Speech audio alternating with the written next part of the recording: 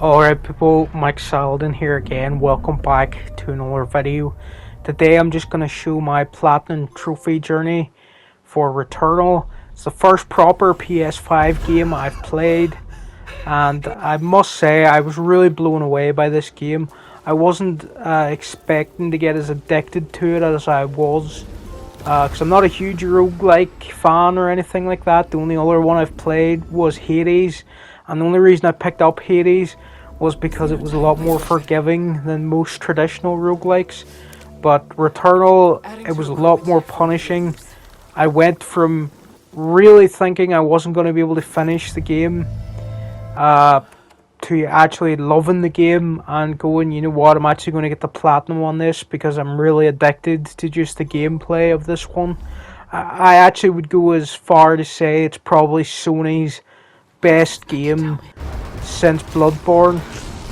Pretty bold statement, but just in terms of sheer gameplay and addictiveness, this is the first game that Sony have put out since Bloodborne that has grabbed me this much, where I just couldn't stop playing it, and when I was away from it I was thinking about it, and even though it made me so mad at so many points when I'd gotten so far and was doing so well and then died stupidly, and you have to go all the way back to the start and you barely get to keep anything on a second run in this game, I still was so addicted to the gameplay that I shrugged off those defeats and just went straight back into it.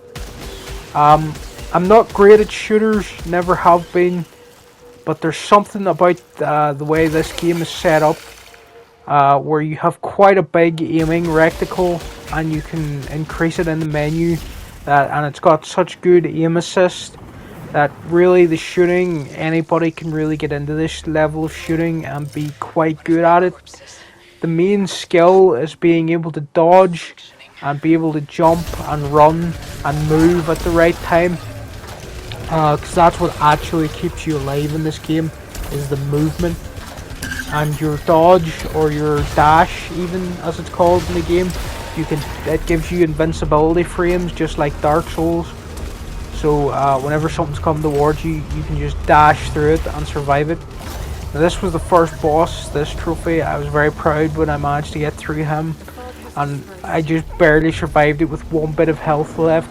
So I hadn't really learned how to dodge yet with that boss. But once you got past the first boss and got to the second level here, the Crimson Wastes, that's when the game really opened up for me. And I realised that I didn't have to fight that boss again on a second run. The boss, each time you beat one, it was kind of like a checkpoint.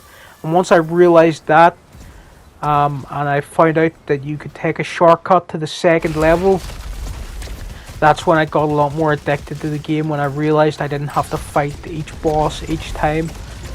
You can go back and replay the bosses if you want. That's always an option to practice or to get some ether for beating them.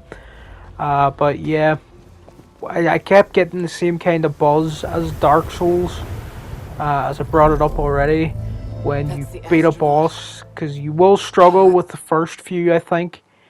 But by the time I got to the fourth boss, I think, that's when I started beating the bosses actually on the first attempt, after having gotten destroyed by the first guy and the second guy, and especially the Nemesis, this third boss here, which is the trophy I'm going to get. I was getting eaten alive by him for ages, until I realised that I really liked this weapon called the Rot Gut Lobber. I think that's the name of it. And that's another thing, once you find a gun that you're really good with, suddenly the game becomes a lot easier, and your next sort of run through the game, you'll be trying to find a chest that'll give you your favourite weapon. This was the fourth boss, one of my favourite bosses in any game ever at this point. Was his name Hyperion? He's the organ player, and again I used the Rot Gut launcher against him, and I actually beat him first time. And it's because at that point I had this weapon I really liked, which again I'm using it here for this trophy, which was adapting to circumstances.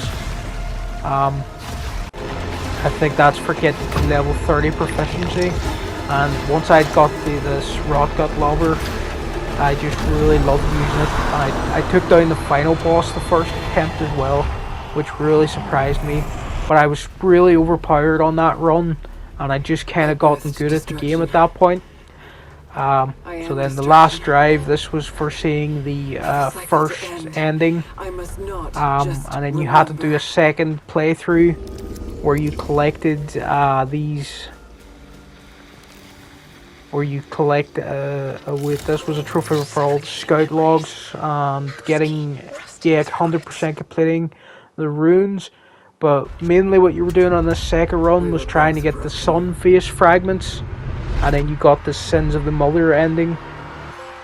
That was for seeing all the house segments, because at certain points of the game a house will appear in the middle of the level, and you'll go in there and you'll have a little first person, a little bit of storytelling that explains more of Celine's past.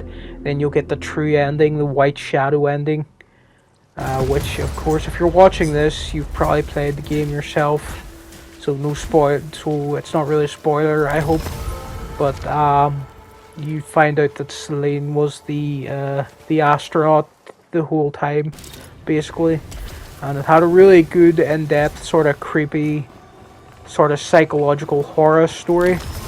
And the final part of the platinum, this was the most frustrating.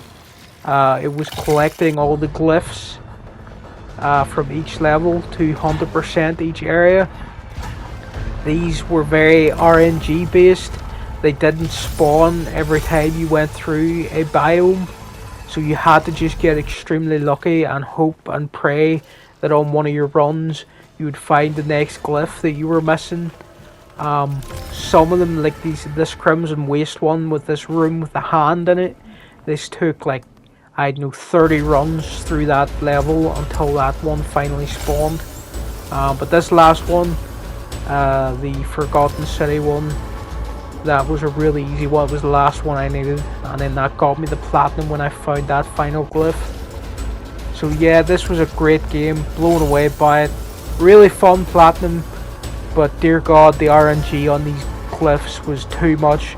Never do that again, Housemarque, please. But other than that, great job.